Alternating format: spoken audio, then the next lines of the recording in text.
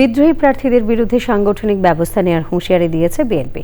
দলের কেন্দ্রীয় নির্বাচন পরিচালনা কমিটির মুখপাত্র মাহদি আমিন বলেছেন, আলোচনার পরেও যেসব প্রার্থী থাকবেন তাদের বিরুদ্ধে শাস্তিমূলক ব্যবস্থা নেওয়া হবে। বিএনপি চেয়ারম্যানের উপদেষ্টা ডক্টর মাহদি আমিন জানান, গণভোটে হ্যাঁ ভোট দেবে বিএনপি। আক্তার হোসেন জানাচ্ছেন।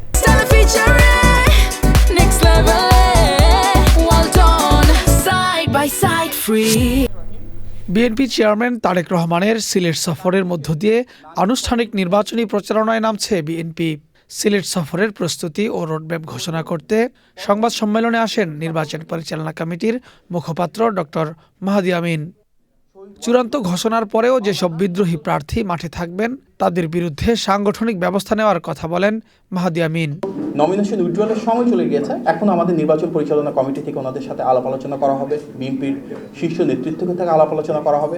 তারপরে যদি কেউ থাকেন নির্বাচনী মাঠে, অবশ্যই দল থেকে সাংগঠনিক ব্যবস্থা নেওয়া হবে এবং যারা যারা রয়েছেন সেক্ষেত্রে দল থেকে সাংগঠনিক ব্যবস্থা নেওয়া হবে শেষবার কথা বলার পরে। এবং আমরা তো অবশ্যই যাব পুরো দল এবং দলের প্রতিটা অঙ্গ এবং সহযোগী সংগঠন যেন এক হয়ে যারা ধানের শীষের কাণ্ডারি ওনাদেরকে বিজয়ী করবার জন্য সর্বশক্তি দিয়ে সর্বোচ্চ আন্তরিকতা নিয়ে কাজ করবেন। যারা সেটি করবেন না তাদের জন্য তো অবশ্যই সাংগঠনিক ব্যবস্থা দল থেকে নেওয়া হবে।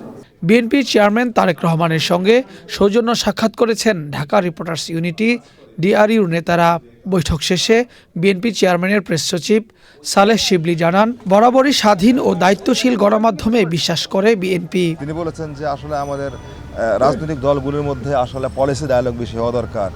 কোন দলের কার কি পরিকল্পনা দেশের উন্নয়নে, রাষ্ট্রের উন্নয়নে, মানুষের উন্নয়নে, কোন সেক্টর নিয়ে কি উন্নয়ন, কি পরিকল্পনা, এগুলো নিয়ে আমাদের মধ্যে ডায়ালগ হওয়া উচিত, এই কথাগুলি বলেছেন। তিনি বলেছেন, আমরা যদি শুধুমাত্র একে অপরের বিরোধিতা করি, একটি সংগঠন আরেকটা সংগঠনের বিরোধিতা করি, তাহলে হয়তো আমরা হাততালি পাবো, মানুষ খুশি হবে, কিন্তু এতে সাধারণভাবে সাধারণ মানুষের কোনো লাভ হবে না। এর আগে রাজধানীর মাইলস্টোন স্কুল অ্যান্ড কলেজে বিমান দুর্ঘটনায় ক্ষতিগ্রস্ত পরিবারের সদস্যদের সঙ্গে কথা বলেন তারেক রহমান। Akhtar Hossain, channel I, Dhaka.